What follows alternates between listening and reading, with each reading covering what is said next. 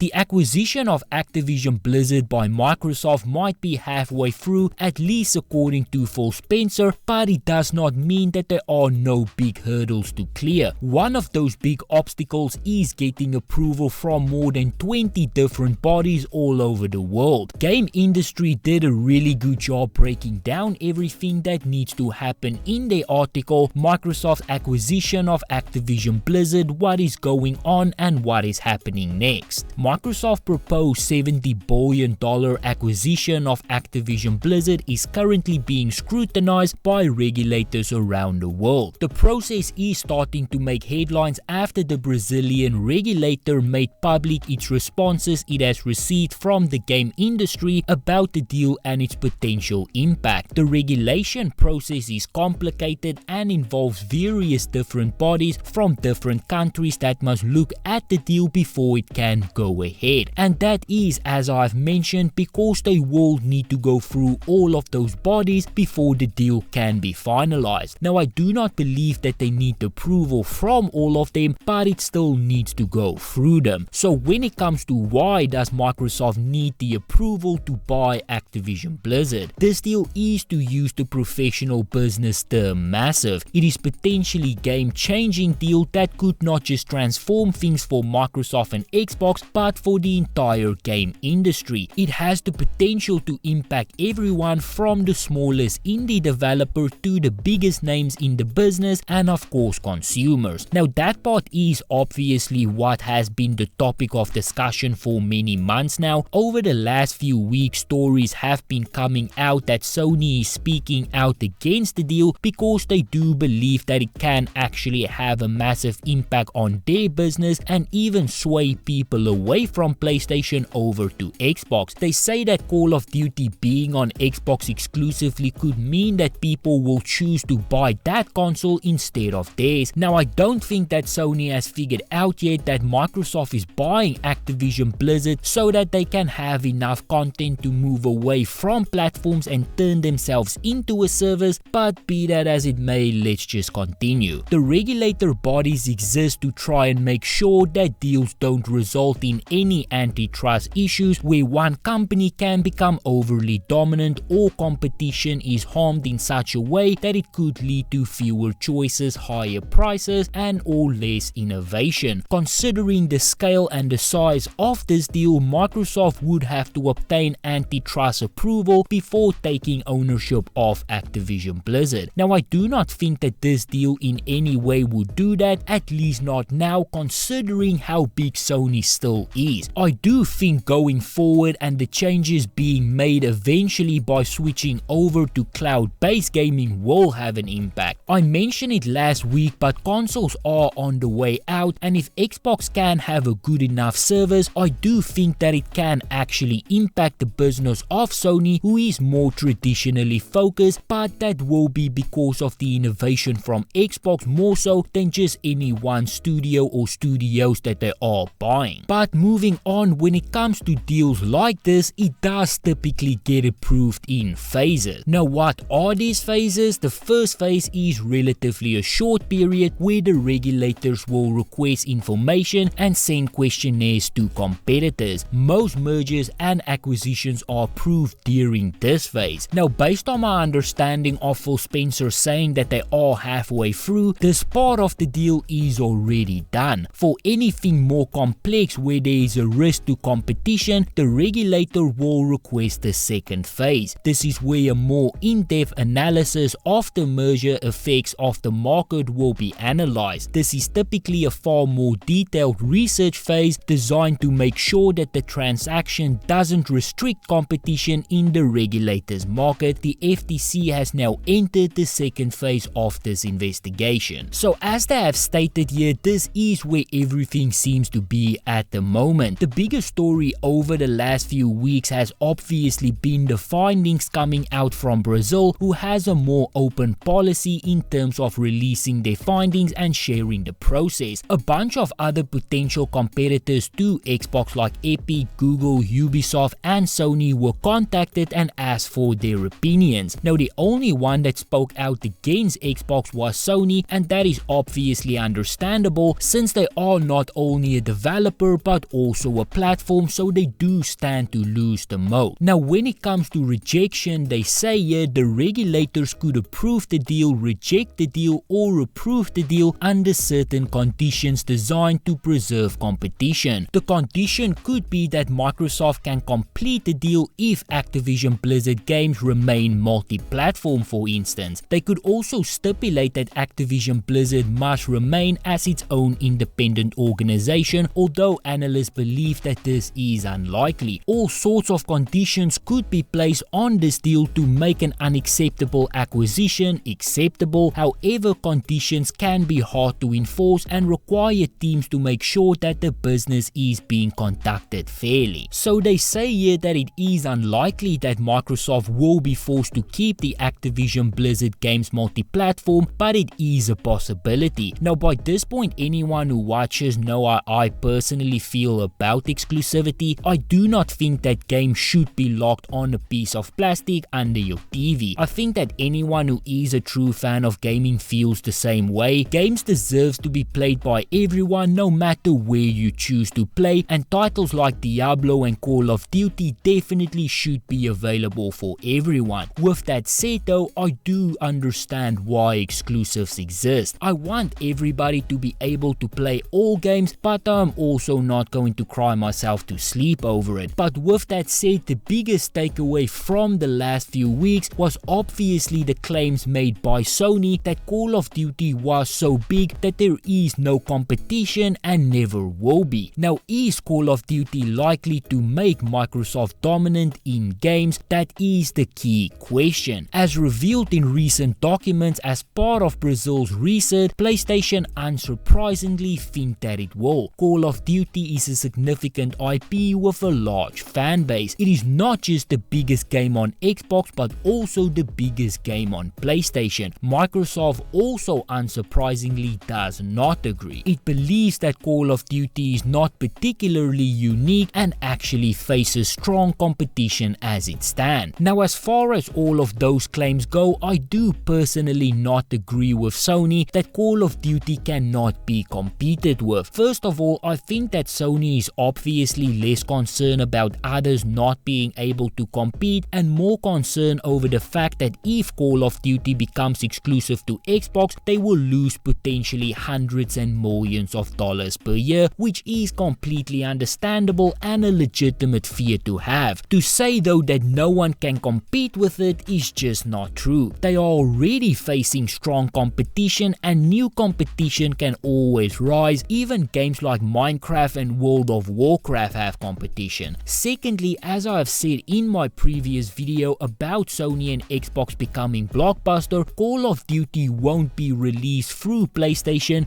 within the next 5 years anyway, whether Microsoft buys them out or not, so PlayStation just better start planning for the future now. As gaming moves over to cloud and consoles become less relevant, many publishers will just opt to rather create their own launchers on the App Store and just release their games through the cloud instead of making use of Xbox and PlayStation. It is a big reason why Xbox is pushing so hard for Xbox Game Pass to take over. If they can get their service to 100 or 200 million subscribers, they can still entice many developers to still release their games through them, considering how many eyes there will be on Xbox's platform still, even if it is virtual. It is why Phil Spencer keeps saying the Netflix of gaming. When it comes to series and movies, theoretically many studios can release movies on the internet, just like many game studios can release their games through the cloud, but many studios do not create their own website and release movies and series on their own, and instead signs deal with Netflix and Hulu and Disney Plus because it makes more sense to release it through a service since there are more eyes there. What Xbox want to do is create the service that is so big that even though Rockstar has the option to release GTA 6 on their own, they will still just choose to go with Xbox because their platform is so big. So with that, Sony better start preparing for that reality too. Now, one of the key parts to this debate is whether Microsoft will make Call of Duty unavailable on the Sony platform. Microsoft insists that it will continue to make Call of Duty games on all devices, but this is a promise that doesn't offer specifics. There are contrasting precedents that people are using to indicate what Microsoft may do. Minecraft, another major Microsoft gaming acquisition, continues to be supported equally across every platform. However, with Microsoft's acquisition of Bethesda, the company has opted for a different approach. Some titles continue to be supported on PlayStation, particularly live service games like Elder Scrolls Online, whereas future new games such as the upcoming Starfield will not. And again, right now it is still very unclear what will happen with those big IPs, but I do believe that games like Diablo and World of Warcraft will still be playable everywhere. We might even see a console version of World of Warcraft one day, or more likely a cloud version of World of Warcraft that can be played with a controller. But going on here, it is all about game console space. One of the key parts of the conversation is not just the role Call of Duty might play in a game console market, but also in terms of streaming and subscriptions. The former is a distribution model where games can be streamed and played on almost any device, while the latter is a business model where gamers pay a monthly fee to access a selection of games. Microsoft is a major player in this space with Xbox Game Pass subscription model and Xbox Cloud Gaming Service. Microsoft's subscription offering is unique in that it features new AAA game releases on the day they come out, which is competitors including Sony say they cannot financially justify. Microsoft also has an advantage in terms of cloud streaming space as it owns Azure, one of the biggest cloud competing operations in the world. It must be noted that other competitors in this space, including Google and Amazon, have similar advantages to Microsoft when it comes to cloud technology and services. So again, all of that does bring us back to the differences here in terms of the business models between Xbox and Sony. Sony right now is still very much set on their traditional model of selling as many consoles as they can and then making the best first party games and selling them at $70 each. It has been extremely successful for them, and due to this they have been dominating the market. The success of the PlayStation 4 far outweighs that of the Xbox One, and many are still a fan of this traditional market. I do not think that Xbox Game Pass is a financially successful model by any stretch of the imagination, but the hope is that it will be in 5 to 10 years from now. The reality is that you either eat up the cost now and cut into your immediate profits or get left behind. Consoles will be replaced by streaming. Music has been replaced, DVDs has been replaced, and consoles will be replaced too. Whether you like it, whether you don't, it is going to happen. Whether Sony can financially justify it or not does not matter. I think the sooner they start planning for a digital future, the better. And when it comes to Sony saying that they cannot financially justify it, it does not mean that they will go bankrupt if they do. It just means that they will lose some of their profits. So instead of making $10 billion,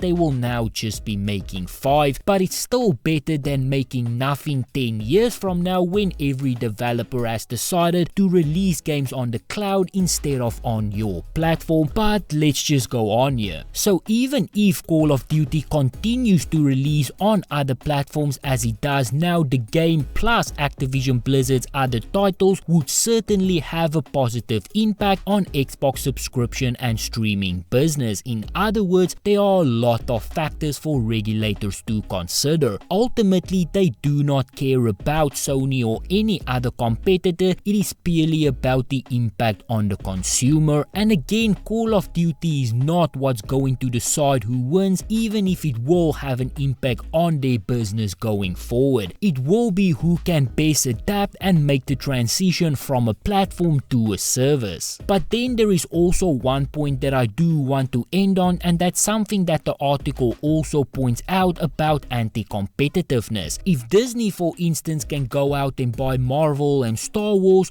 why can't Xbox buy Call of Duty? And here I think the answer is very simple, as pointed out by games industry as well. When people watches movies, you will not find anyone who only watches Star Wars or Marvel movies exclusively, so the impact is not as big. There are however many people who only play one game. They might only play League of Legends or World of Warcraft or FIFA. Those people do exist, and therefore buying Call of Duty will have a much larger impact on Xbox than Lucasfilm have on Disney. With that said though, it is time to move on.